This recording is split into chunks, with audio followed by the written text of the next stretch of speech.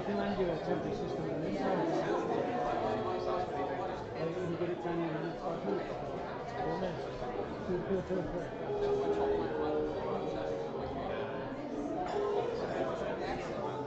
The next one is like 6th of November.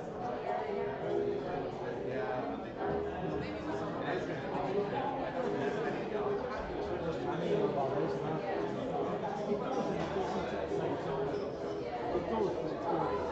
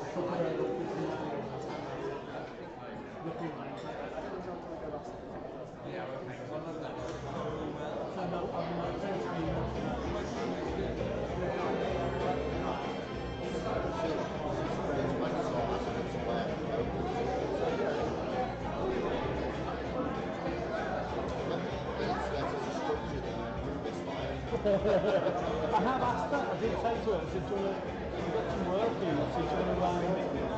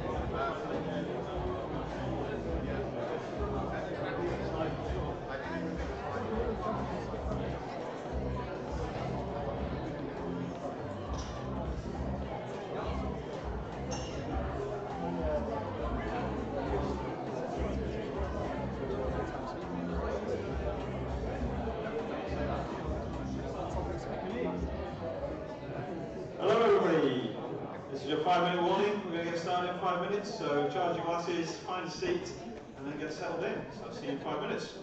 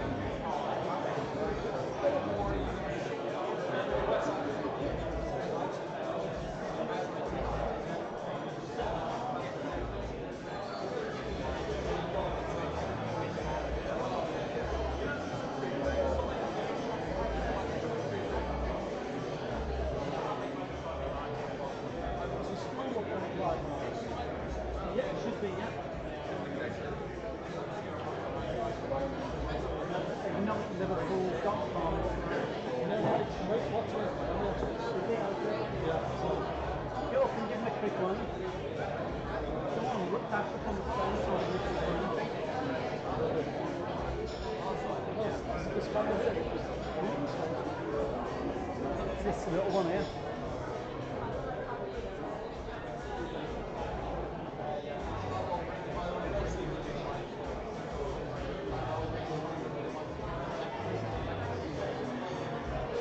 I've got a friend in Miami who's watching the live stream. I don't know if it's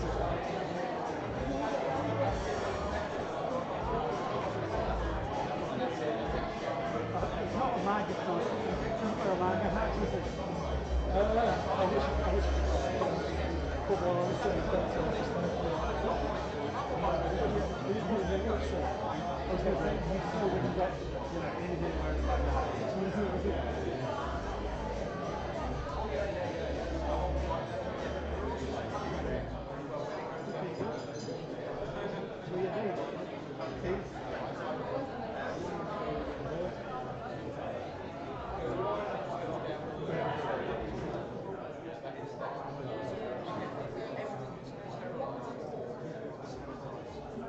Hello everybody!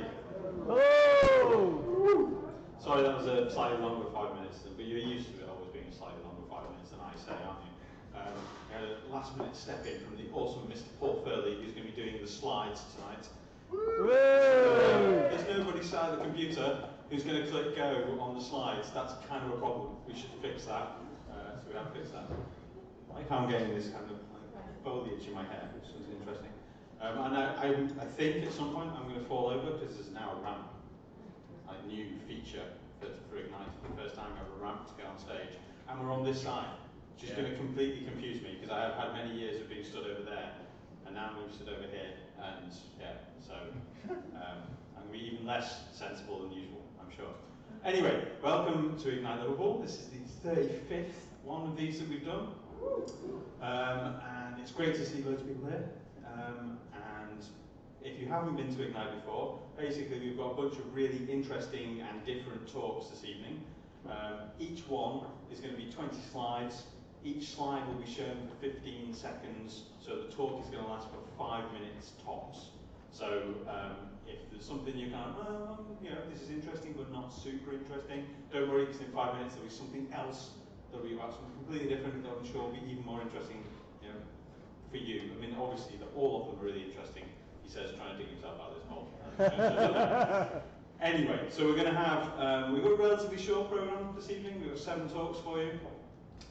So we're going to have 3 talks in the first half, then we'll have a break, so you can chat to your neighbours, get to know new people, find out, see what you thought about the event so far, and then we'll have a second half with another 4 talks.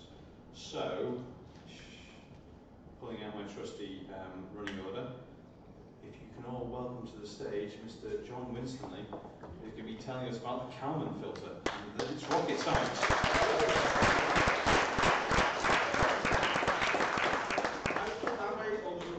It's up to you.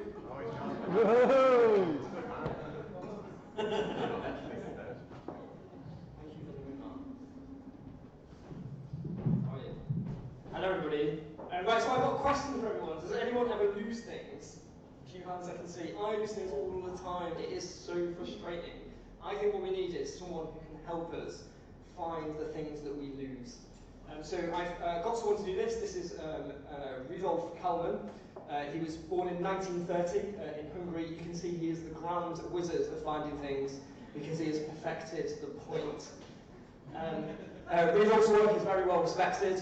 He's an economist, he's a mathematician, he's a statistician, and he was awarded the National Medal of Science for his invention, the Kalman filter, which is something that we're going to talk to you about today. The Kalman filter genuinely is rocket science, so it's quite complicated. The Kalman filter was used in the moon landing. It was also used in GPS, and it's sometimes used to estimate temperature when it's difficult to measure temperature, and so on. Now, there is a very complex definition for the Kalman filter, as you can see. If you have a couple of pints already, like I have, to get enough courage for this talk, then you might want a simpler definition for the Kalman filter. So think of it as a mathematical algorithm that helps you find things. Something else that helps you find things is the Marauder's Map from Harry Potter. And so I'm going to use this as inspiration to explain to you in a simple way what the Kalman filter is all about. In particular, the footsteps that you might see on the Marauder's Map. So for example, imagine that there are some footsteps at the back of the room. They might be 5 meters away, they might be 10 meters away, but the point is there's a little bit of uncertainty into how far away those footsteps are, and that's the first principle of the Kalman filter, the ability to measure and to understand uncertainty.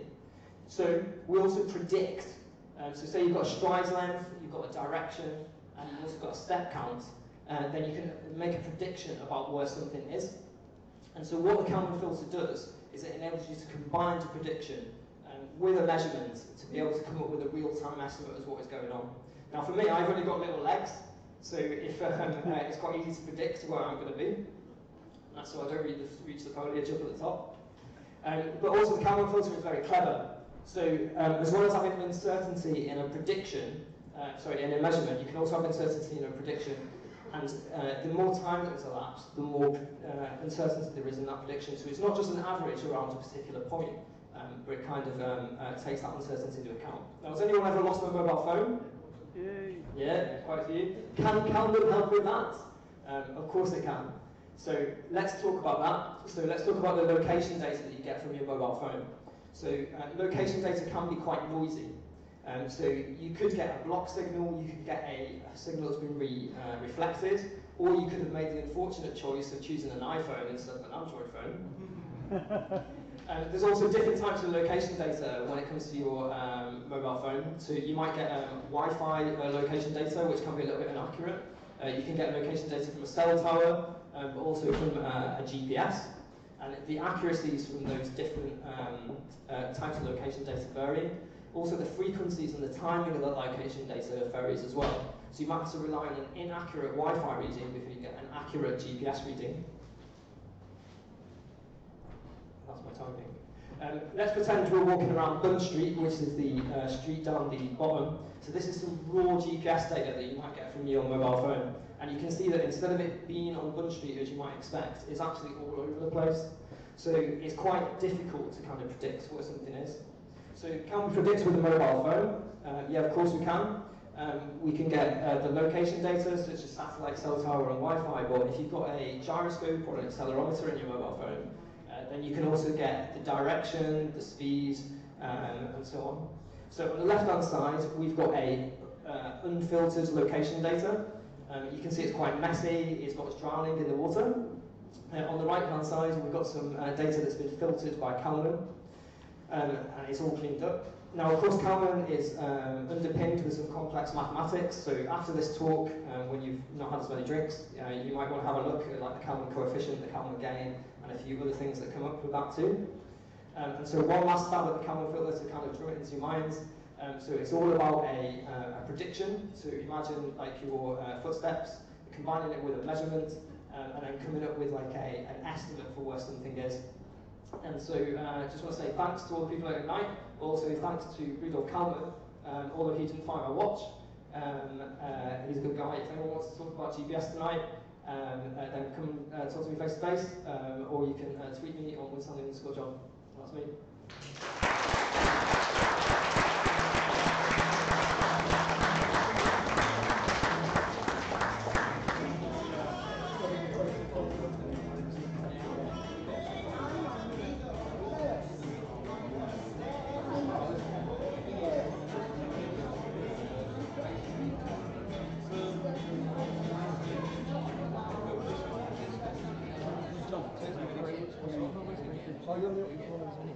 Thanks for that, John.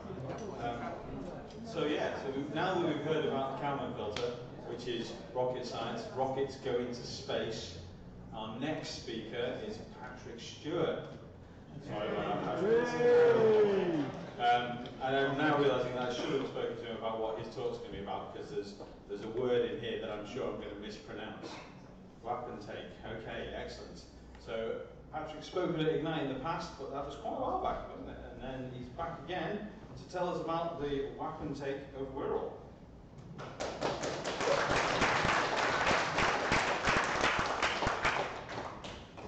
What if you could buy a court? Not the building, but the court itself.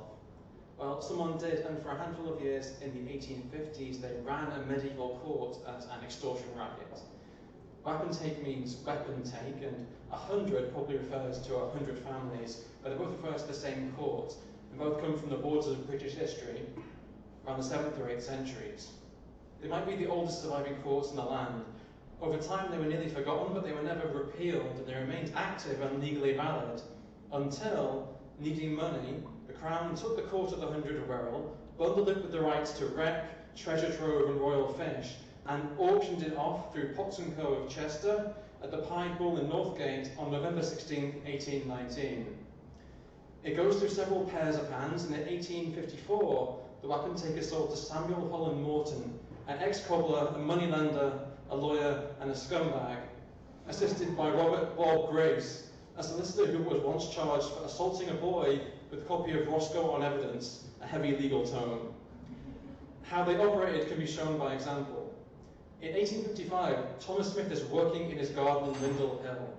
A man calls to him to come at once to the Wapentake court, currently sitting in the Shrewsbury Arms. He treats this as a joke. 2 men come, they grab him and physically haul him into the pub. There he finds Morton, Grace, and others sitting and drinking. They tell him he was about to be fined £20, roughly £2,000 in today's money, and they induct him into the court. The Wapentake court can only deal with cases up to 40 shillings in total. That was set in the reign of Edward I. But it can fine anything, and it can hold people in contempt, it can send them to jail, and that's what Grace and Morton do. They ride around the Wirral in an omnibus packed with cronies in shabby black tails or frock coats. They set up court in a pub and drag people in on the smallest possible charges to be fined or held in contempt if they resist or disagree. They hunt merchants, travellers and local wretch. Morton has jurisdiction over highways and wastelands. When someone builds a wall he doesn't like, he pulls it down. They take him to court. He wins because he's lord of the 100 Wirral. Grace lives near the leaking railway bridge at Green Lane. This irritates him.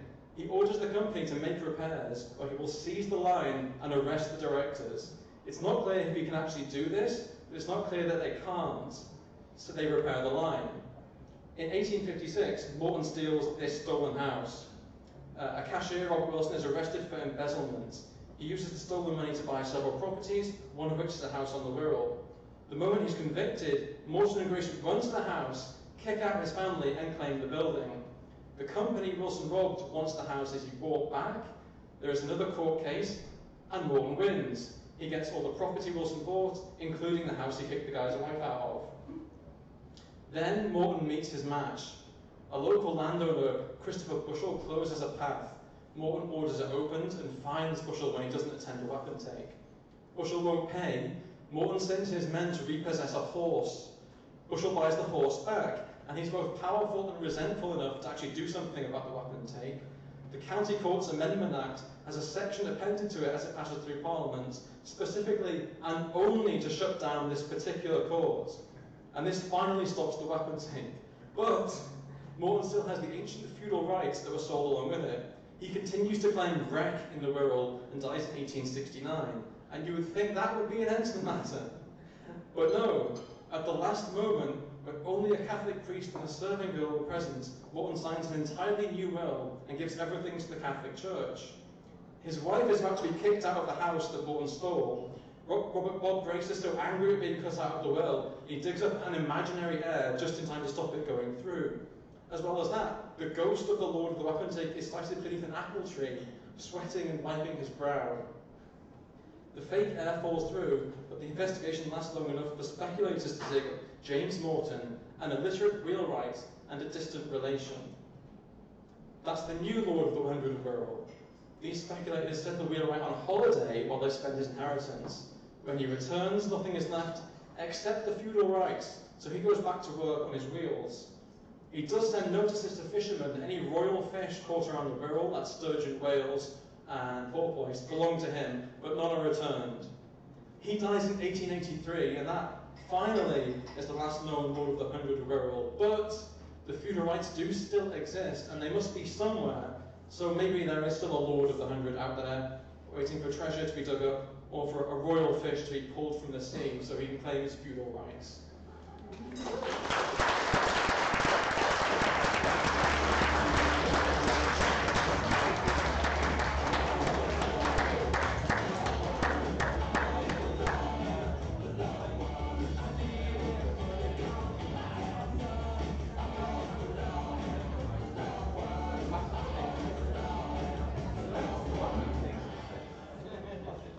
for that, Patrick. I'm a bit disappointed when it was getting to the end. I thought there was going to be this, big announcement at Ignite that Patrick was going to go, "I am the new Lord of the 100." But maybe next time you come back and say how he managed to swipe the load. Anyway, let's go from the history of the Wirral to the history of somewhere a bit further away. Definitely over some water though. So if you can welcome to the stage Helen Campbell, who's going to be telling us about gauchos, romance and coups, the hidden history of the Argentine tango.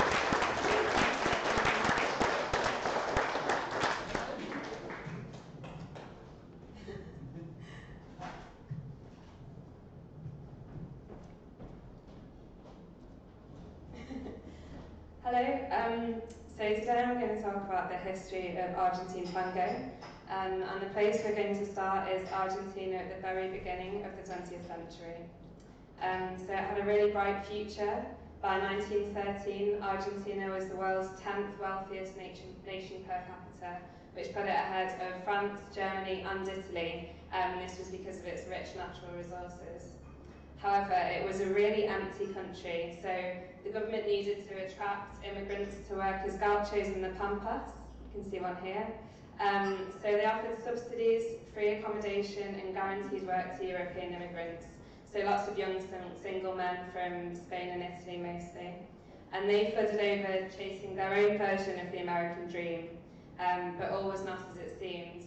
The work was very long, very lonely, and homesick and despairing, the men returned to Buenos Aires, which, unable to cope, turned into a bizarre mixture of a Wild West frontier town and a European city. So just to give you a picture of this sort of extent of migration, in 1880, Buenos Aires had a population of 210,000, and by 1910 it was 6 times that number at 1.2 million, and 80% of those were men.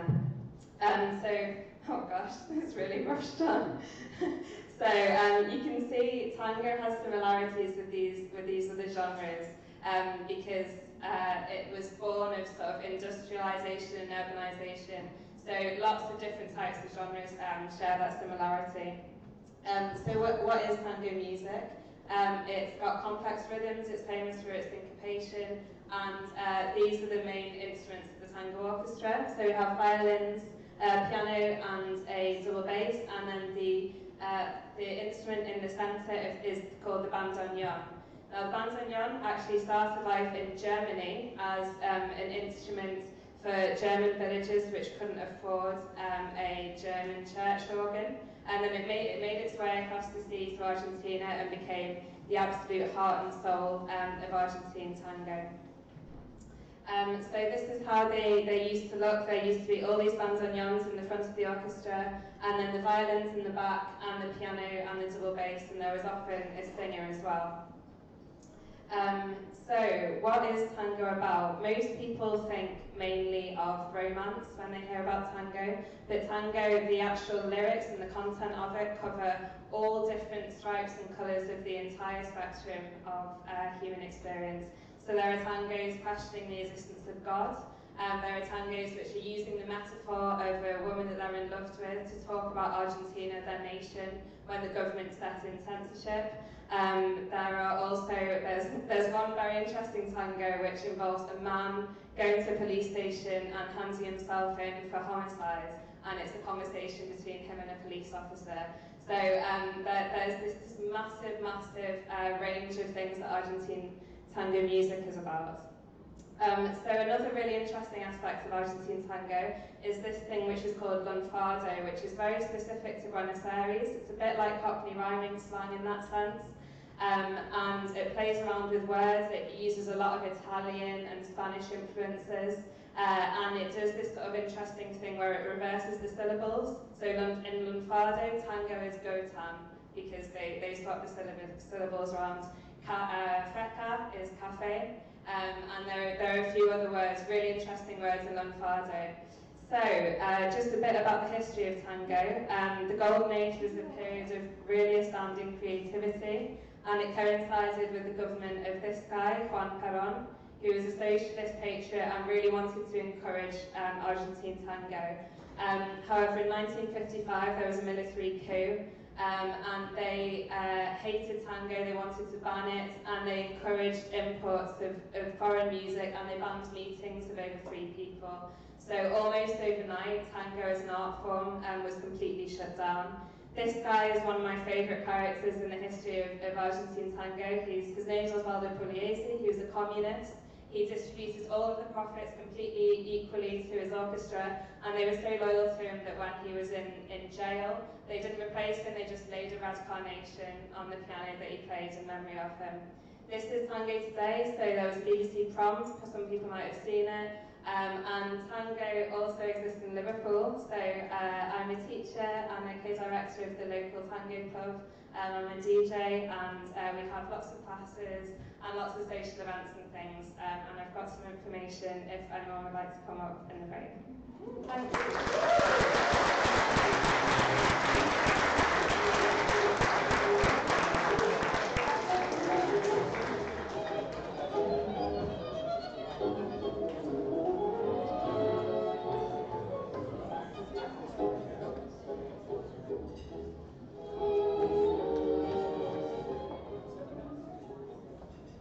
Thank you very much for that, Helen. Speaking of the break, it's now! So if you want to go and find out more about Argentine tango, then you should go and find Helen and ask her about it. Now, we're going to have a break for about 20 minutes. One of the things we'll do when we start the second half is we'll do a round of 1-minute pitches, which is our regular slot. So if you've got an event that's happening, or a project that you'd like to talk to such interesting people as yourselves about, and kind of get the word out about it, basically you come up here at the start of the second half and give like a quick 1-minute sort of like, this is what I'm doing and this is why you should come to it and it'll be awesome, and this is where you find out more information, kind of a thing. So if you want to do a 1-minute pitch, then come and find me during the interval and let me know, and then we'll kind of do that before we get into the interesting talks of the second half. So thank you for enjoying the first half, and we'll see you in 20 minutes.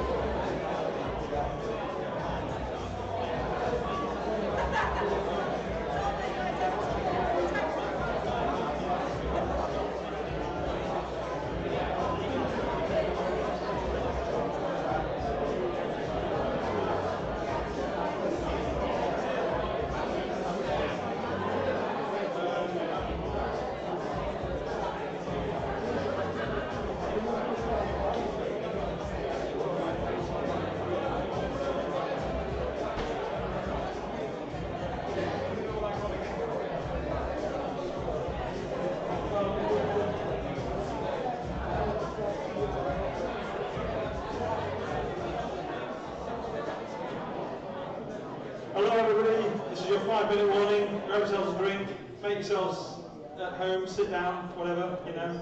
Maybe not too at home, but, you know, just get settled down. And then we'll get started in 5 minutes with the 1-minute pitches.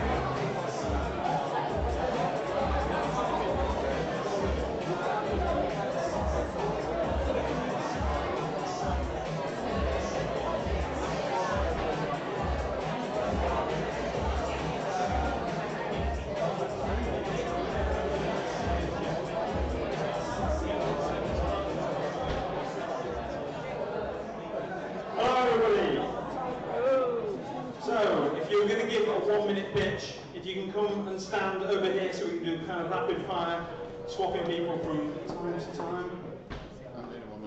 Given that he seems to be first, I shall let Mark take the stage first. Tell us about his print fair.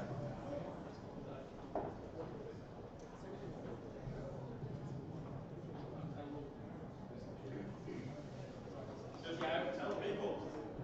I'm part of the Print Social. We are a local group of artists, illustrators, and designers who run a monthly social for anybody interested in printmaking. You can visit us at printsocial.com, but I wanted to talk to you about an event we run called Liverpool Print Fair. So Liverpool Print Fair is held in Constellations in the Baltic area on the 24th of November, that's a Saturday. And we have over 25 artists, designers, illustrators and makers selling their prints, artwork. We also have some print workshops so you can try your hand at screen printing, possibly some letterpress. I know it's too early to talk about Christmas at this point, but Liverpool Print Fair is the perfect place to pick up a nice print from local artists and makers for your friends, family, or just something really good to put on your walls. You can visit us at liverpoolprintfair.co.uk. Thank you. Thanks for that, Mark. And now another Mark.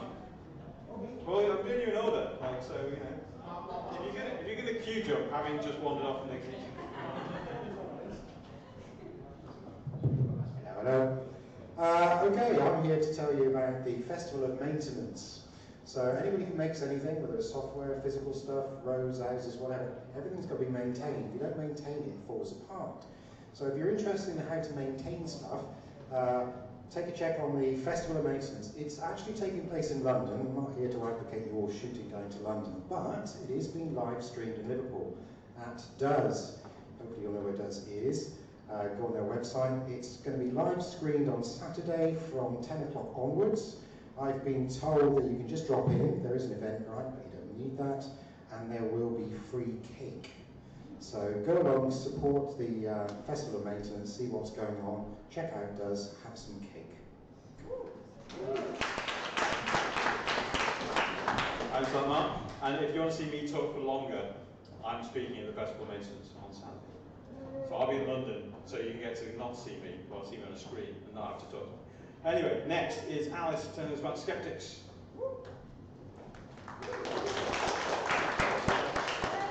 I'm from the Skeptic Society. We're a group that promotes critical thinking in Liverpool. We have monthly lectures in Liverpool, and we have one tomorrow night, which is Dr. James Crossland, who's a historian from John Moores University, and he's going to be talking to us about fake news, whether it's a new phenomenon or whether it's existed since the Nazis. He's going to talk all about Nazi propaganda and things like that. So it's going to be a great talk. That'll be in the Casa on Hope Street. Tomorrow night we start at 7:30. It's free to come along, just turn up, grab a seat and enjoy the talk. Thanks for that, Alice. And next is Sarah, who's got an event. She wouldn't tell me what it was. Sounds intriguing. Hi, my name is Sarah. I'm from University of Liverpool, and I would like to invite you to Prop Up Dog Poo Family Fun Day. Yes, an event about dog shit and history of dog shit. It's on the 27th of October in the on Lark Lane in the old police house or old library. And the idea behind the event is that we didn't always think of dog shit as a mess, as something that we need to get rid of. So University of Liverpool has a little project about the history of public health and how it's interlinked with dog poo and how throughout time our relationship with dog poo has changed. So we have actually the National Museum of Poo coming over, and there'll be plenty of activities for children and adults, all themed around poo. Including there will be cake. You have to pay for it. It's a fundraiser for a local dog shelter. It will be decorated with dog poo shaped decorations. And that's it. Yeah, thank you.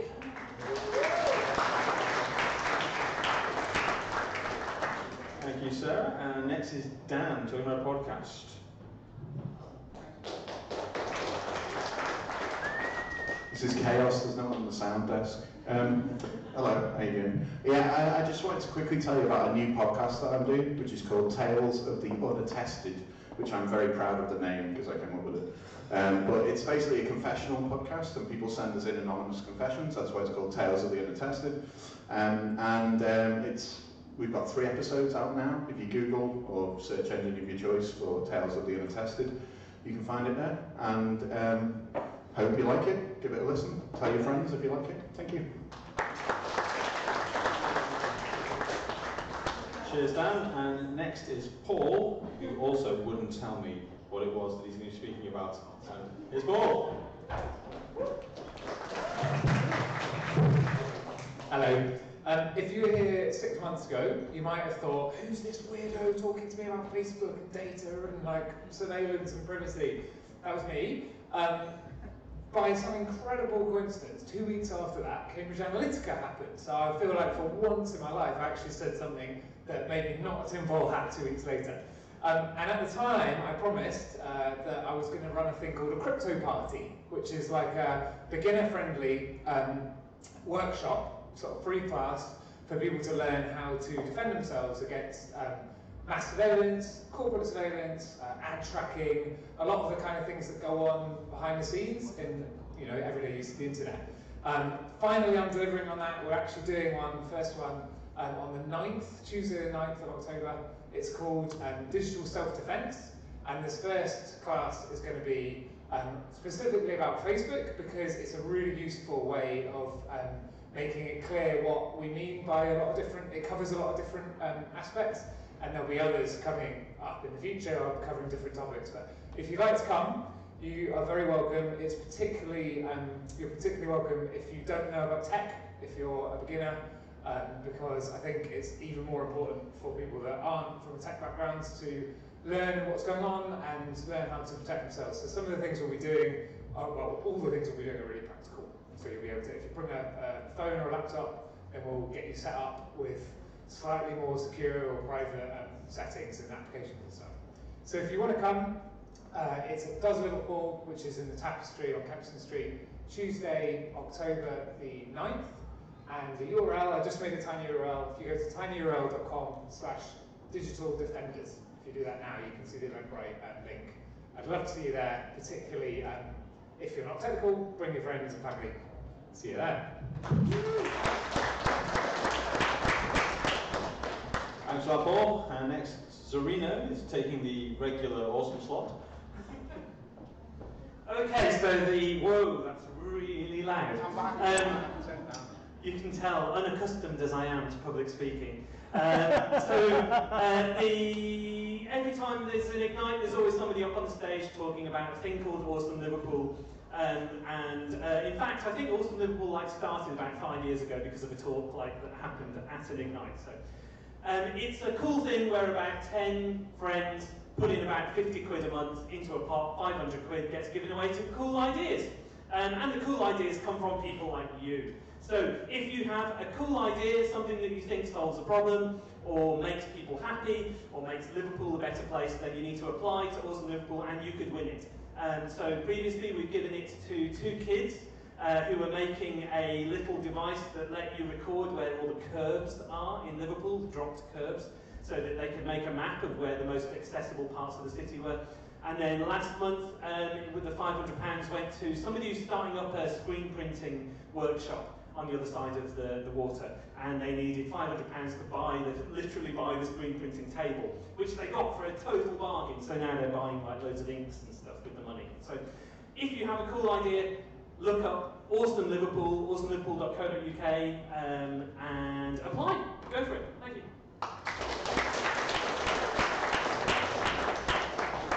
And next up is Vince talking about his hair.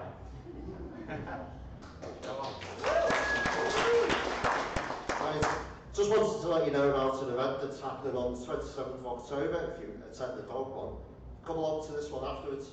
So over on the Wirral in the Cleveland pub in New Ferry, basically all this is getting chopped off for charity.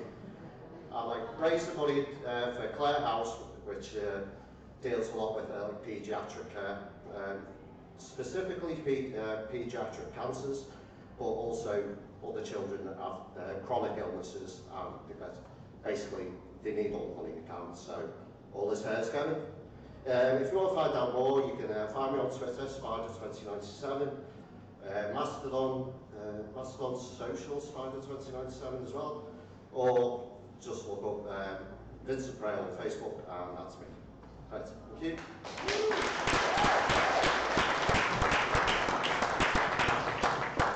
Thanks for that, Vince. So yeah, definitely donate to the noble cause of Vince losing his hair. And the last one, which is mine, sorry, I'm organising a conference on the 12th of October called Making It, which is about people who are going from kind of making things to manufacturing stuff and kind of exploring that gap between makers and manufacturing. It's the Friday afternoon, it's up at Does Liverpool. The website is makingitconf.com. So yeah, check it out and come along and find out more about making and makers. Right, on with the regular scheduled talks. Instead of flicking to the second half thing. So our first talk is going to involve, actually, I'm going to have to run the gauntlet of you sliding forwards, aren't I? I'm sure I can go around the back. It'll all be good. So we have two people speaking in the first talk. So if you can welcome Jackie Pease and Ross Dial, who's already on stage, and they're going to tell us about making with kombucha.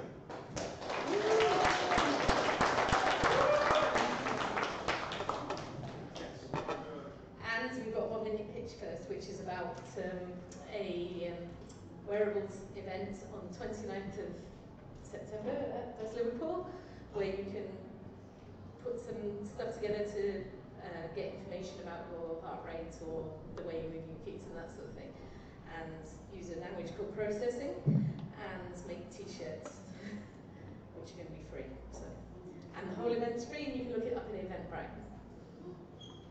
Anything to add to that? No, it's fun. It's called What Does Your Health Look Like? Yeah, if you're looking for it in Eventbrite, that's what it's called. Okay, so tonight we're going to be talking about the wearables group and specifically about biomaterials. And so Does Liverpool's got all the equipment that you need to get involved in that sort of stuff, like laser cutters, CNCs, 3D printers, and it happens on the 2nd and 4th of every month on a Monday evening, and we find it is it's a very annoying. And at various other times as well. We've got all sorts of equipment, and even where people don't have the knowledge, we've been able to find loads of stuff on YouTube. Here's Serena making buttonholes to feed wires through. This is a set of wings that we made for MakeFest in June, and we used some things we made previously with a drum group called Batalar and a company called Ruhaha. And here's basically the sort of computers you can use with LEDs to run the stuff. And that's what makes it good value, makes it easy for us to do. Here's Fernanda, who came over from Trinidad, and she did a lovely dance wearing LEDs. There's LEDs in those bits up there. So, here's Mother. Basically, everybody loves LEDs.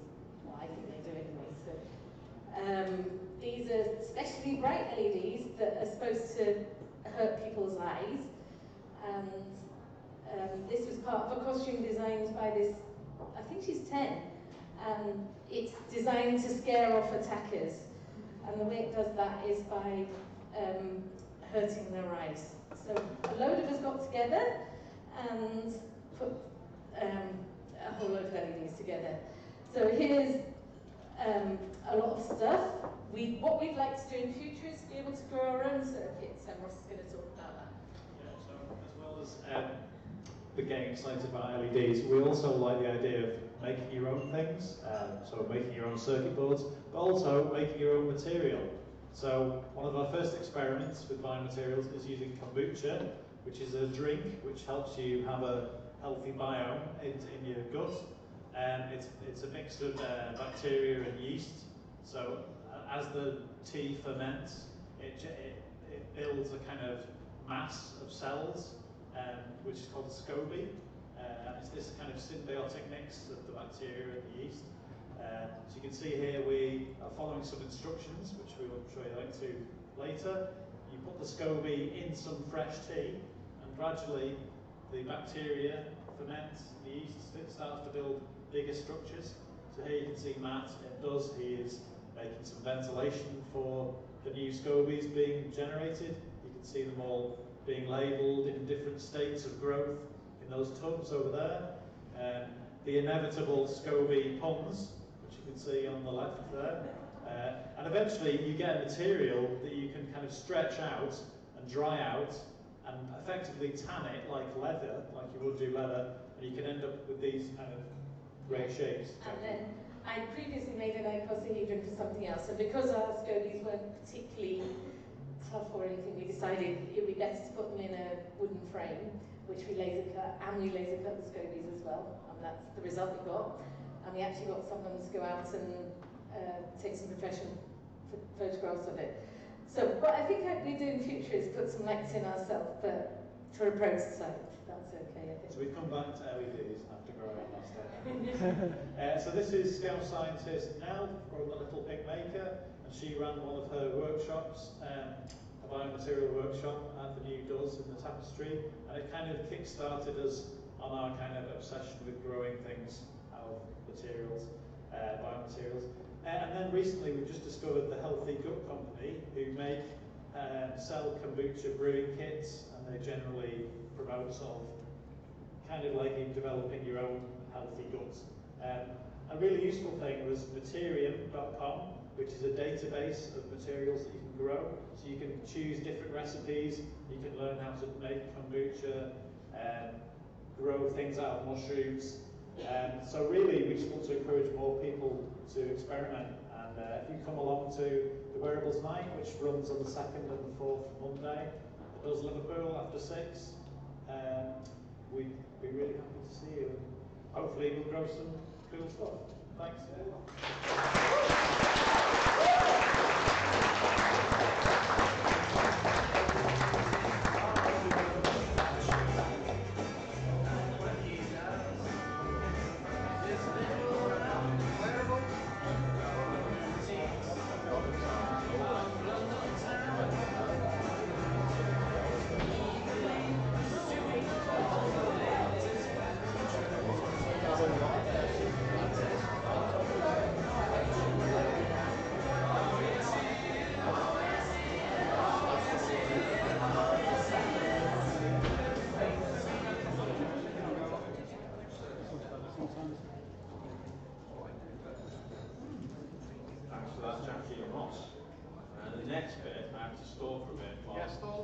Because Dan's talking, giving the next talk, but he's still just doing it because he does all the sound. And you may notice there's always this nice kind of like sort of talk appropriate song at the end of it, that he kind of just picks different things, so you get something that he's sort of like selected to go with the talk that's just happened.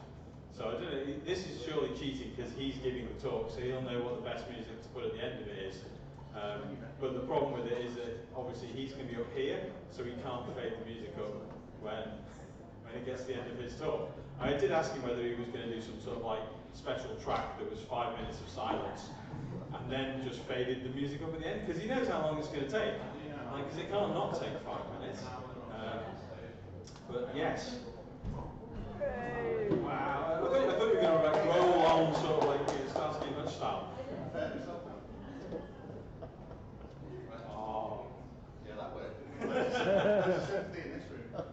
So, if you can welcome to the stage and give a big R, because you'll be heard otherwise. If you welcome Dan Lynch. Thank you very much. So I brought a little friend with me. Say hello to my little friend. Hopefully some of you know Deadpool is, or this isn't going to make a lot of sense. Let's see. So this talk's not going to be safe for work either, so if anyone's easily offended, now's your chance to get out. Although, here we go. So yeah, so bit one, it's not safe for work. I'm going to be dropping C-bombs all over the place. The C word, gasp, which is going to probably offend a few people, or maybe, I don't know, just make you quite scared. I'm filming for time, because there we go. So that's the C word. cancer, not crabs, which is a whole other talk that I'm not prepared to give right now. So yeah, I want to talk about cancer and how people deal with it, and talk about my own journey with cancer as well. So it's obviously quite prevalent now, and these figures are from Cancer Research UK. The cases are going up. There's about a 50% chance of surviving for more than 10 years, but it isn't a death sentence, and I should know, because I have a condition called pseudomyxoma peritoni, which I'm going to ask you all to spell at the end, so keep an eye on that. It's called PMP for short, and sadly not PIMP, because I really want to say to people I've got a bad case of PIMP, but it's not that. So there are dangers to cancer, and the big one is isolation, which is what this signifies, obviously. It's kind of hard to talk about. So I've been ill for about 15 years, and a lot of people don't know that. And it's really easy to get lonely, because how do you say that to somebody? When you meet somebody, you don't go, hi, I'm Dan, and I've got like a rare form of cancer that only 1.6 million people will ever get, or one in 1.6 million people. If people don't jump out the window when you greet them like that, then, oh hello, there's a blank slide. That's, yeah, that's isolation. So that's what it feels like, man. Yeah, so it can be difficult to talk about, but I've realised through my own journey that it's better to talk to people and tell them your problems, because trying to protect them actually doesn't really help. You think you're helping them, but maybe not. So treatments and prognosis for cancer these days, that's probably what you think of as cancer treatment, is chemotherapy, obviously. And that can be really difficult. So I'm really lucky in that I go to the Christie in Manchester, which is one of the world's leading oncology centres. It's really incredible. And I went there, I go there quite a lot, but I go there mainly for surgery and stuff like that quite often. So I had something called a cytoreductive surgery. Again, I'll ask you to spell that at the end. With a thing called a HIPEC, which is a heated chemotherapy. If there's any engineers in the room, you might find this really fascinating, because I did. Basically, they put tubes in you and they pump stuff around in and out of you, this heated, the heated chemotherapy fluid around inside you, and to do that they cut you open first and they cut all kinds of things out. So I've got less organs than most people, but more mouth organs. So yeah, question everything. I've dealt with a lot of doctors in my life. Is there any doctors in?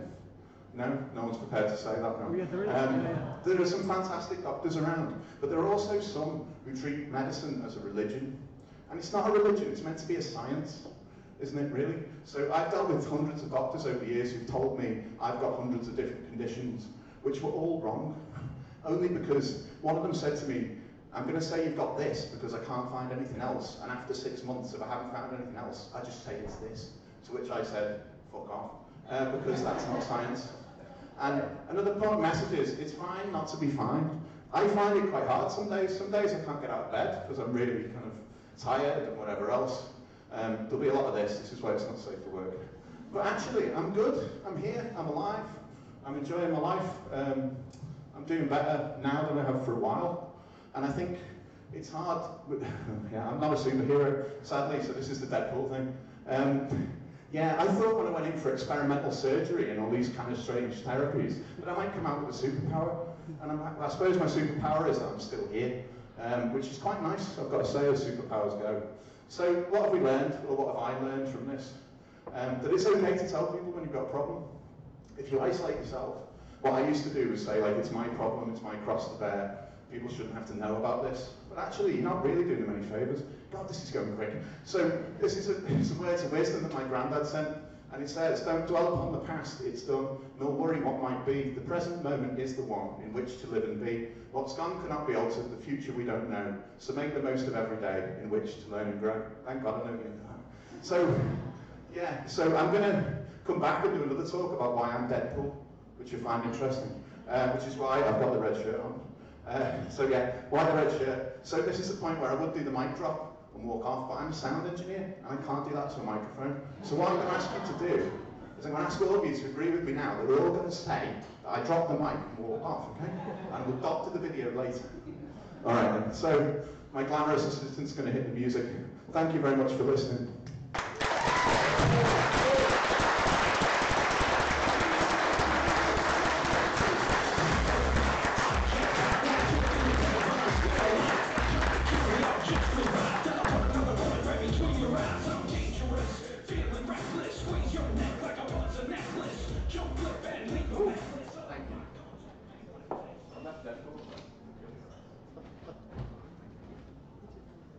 and faded out before I got on stage. You just can't get the replacement staff these days. Excellent talk there, Dan. Dan, you left something. Yeah, you'll be all right. You can regenerate. It's fine. Okay, that's fine. Come get him later. I'll get him later. Okay, right. So, from the C word, we're going to go to 3 words beginning with another letter. They're just great, these good things, aren't they? Be thankful that there's somebody to come on and give you a really good 5-minute talk in between. If it was just me, like, it would be an anyway. So, if we can welcome to the stage Lydia Cole, who's going to be telling us about the 3 Ps: peanut butter, palm oil, and peat.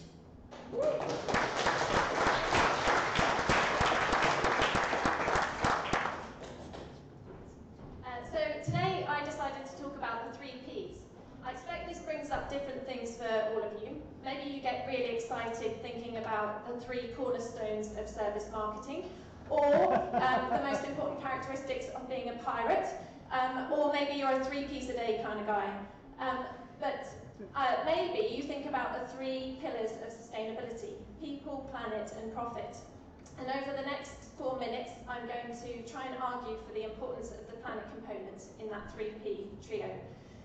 I'm going to use a different set of 3 Ps to illustrate my story. And the first P, we're going to start with peanut butter. And in particular, within this jar of deliciousness, I want to draw your attention to one ingredient. That ingredient is found in about 50% of all of the packaged products that you might hide underneath your vegetables and fruit in your supermarket basket. It also turns up in some really strange places, so in my Cocoa Pops lip balm. The second P is palm oil. Palm oil comes from the nut of the oil palm plant, Elaeus guinensis, which we now find growing all across Indonesia and Malaysia in vast plantations. If you flew over the island of Sumatra in February, you would have seen this image, a Save Our Souls message chainsawed out of a plantation by the artist Ernest Sakarovic with the help of the Sumatran Orangutan Society. So, palm oil and oil palm plantations haven't always covered Southeast Asia. The plant is native to West Africa. It was only brought to Southeast Asia about 100 years ago. And now it replaces forests much like the one on the left, which I took a photo of in Indonesian Borneo. On the right is a photo that I stole from the internet because my research funding has never paid for helicopter rides. So there is one particular special type of forest that plantations are expanding into, as well as accommodating lots of plants and animals. These forests are really important because they have a secret hiding place for carbon below the surface. So my third P is reserved for my beloved peat. Peat is a really carbon-rich material that accumulates over hundreds to thousands of years in waterlogged environments. Peatlands are found all over the world. You just need waterlogged conditions throughout the year. So basically anywhere in Wales, anywhere like Wales, and probably many places the size of Wales as well, you find peatlands. Probably quite a few of you have visited some of our UK bogs. This is a particularly beautiful bog that I photographed in Northern Ireland. This is me on another balmy day of fieldwork out there. That shot didn't make it Instagram. There are, apart from storing carbon, other reasons why it's really important we protect these peatlands is that if we don't, they'll burn. We saw fires earlier this year, quite near to Liverpool. Another reason is to protect these guys. So some of the last remaining populations of orangutans are found living in the forest that grows on peat in Sumatra and Borneo. So what's the link, if somewhat tenuous, between orangutans and my 3 Ps? So the orangutans now rely on a lot of these peat swamp forests that are under threat from the expansion of oil palm plantations, from which we get our palm oil, which is one of the key ingredients in our peanut butter. So what can we do about this? How can we break the link? Well, obviously we need to think more carefully about what we spread over our orangutan sandwiches. Does the peanut butter that we consume contain palm oil, and is it causing destruction of rainforest? So as a conscious consumer, you've got two choices. You can either go for the peanut butter that doesn't contain palm oil, as modelled by this jolly orangutan, or you can look out for the RSPO label on your peanut butter jar. So for those who aren't aware, the RSPO stands for the Roundtable on Sustainable Palm Oil. And this is the organisation that has come up with criteria to certify what sustainable palm oil is, much like the Forest Stewardship Council or Soil Association. So it's been a bit of a whistle-stop campaign, but I hope I've highlighted the importance of the planet components of this set of 3 Ps. And so in future, I would encourage you all to connect more with your local and global environments. Think about what you eat and where it comes from and what impact it's having, and perhaps in future make peace and not war. Thank you.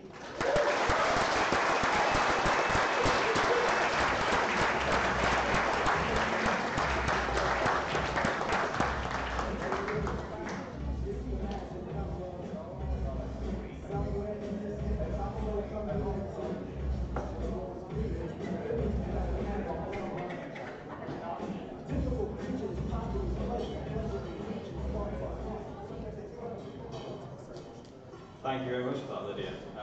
So we've had some quite hard-hitting talks for the second half, haven't we? It's important topics, meaty things we should be all thinking about. I don't know whether our last speaker for tonight is going to be an important, hard-hitting topic, but he's got handouts. I've got instructions, I've got things to do when there's only maybe getting some out. So if you can welcome to the stage Dave Fraser, who's going to tell us about any colour that we like.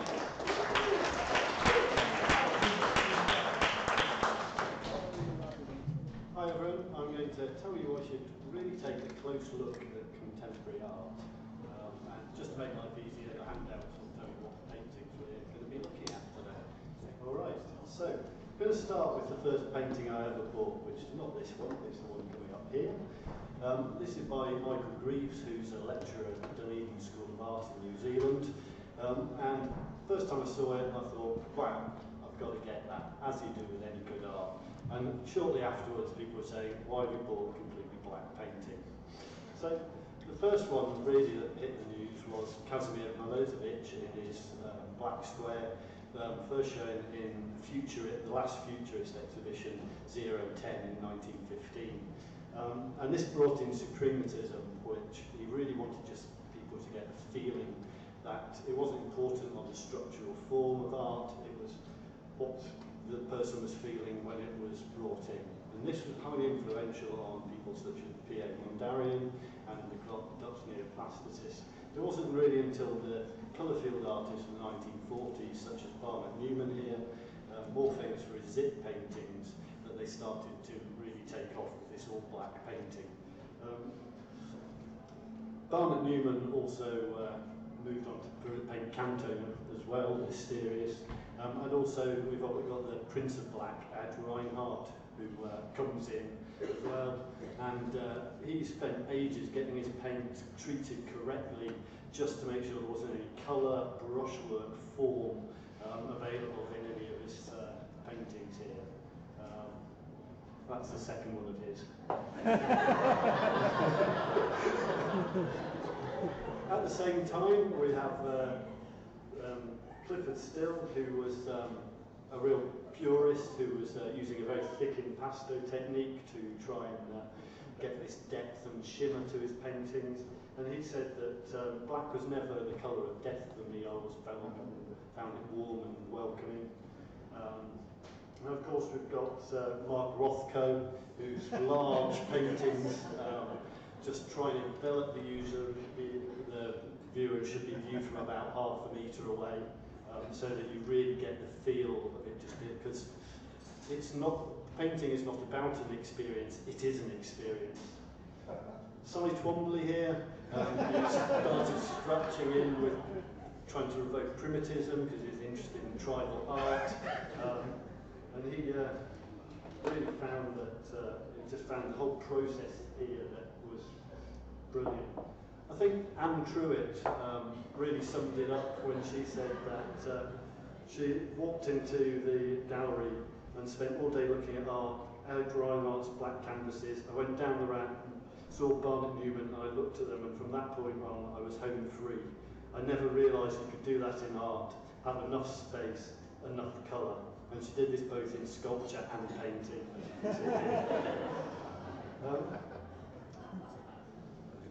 They also had a great influence on Bob Law, who's one of the founders of British minimalism, as we can see in blue, black, indigo, black.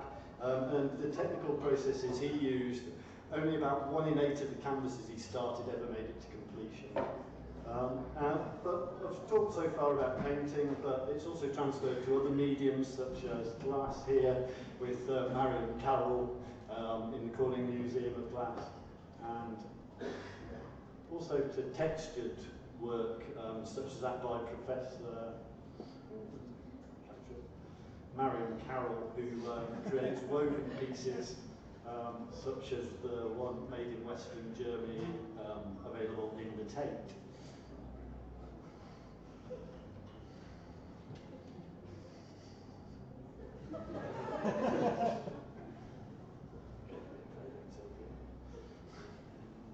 Well, the next people we want to talk about in any contemporary art is the young British artists.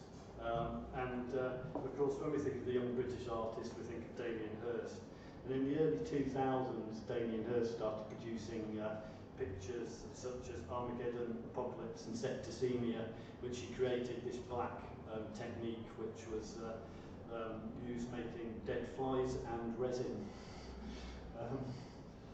The final all-black artist I wanted to talk about was Anish Kapoor, but I've got to miss him out because when you look at my painting in the right light, like any of these paintings, it actually reveals the colours and the depth and why it's called Prussian blue.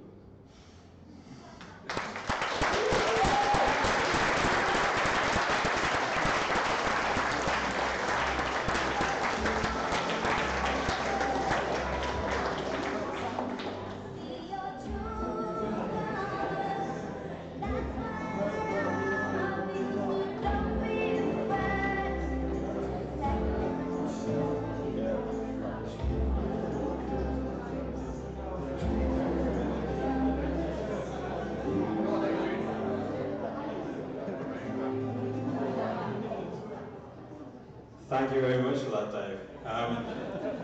It's amazing, the things you learn at Ignite, like so much art history that we got just condensed into 5 minutes. That was superb. And I think a really good talk to end the evening on, which sadly this brings us to the end of tonight's Ignite Liverpool. So I think if we can give a big round of applause for all of our speakers tonight.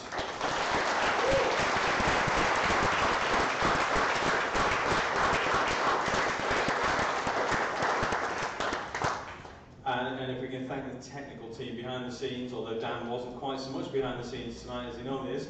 But yeah, Neil does all the hard work in between Ignites. I just kind of turn up on like just before it starts and stand on stage for a bit. So yeah, Neil and Dan, Paul on the side, Zarino, our new recruits to replace Lydia because she ran away to Copenhagen. That's how terrible it was doing Ignite for so many years. And Mandy and Andy, who aren't here at the moment. So we thank all of them for their work.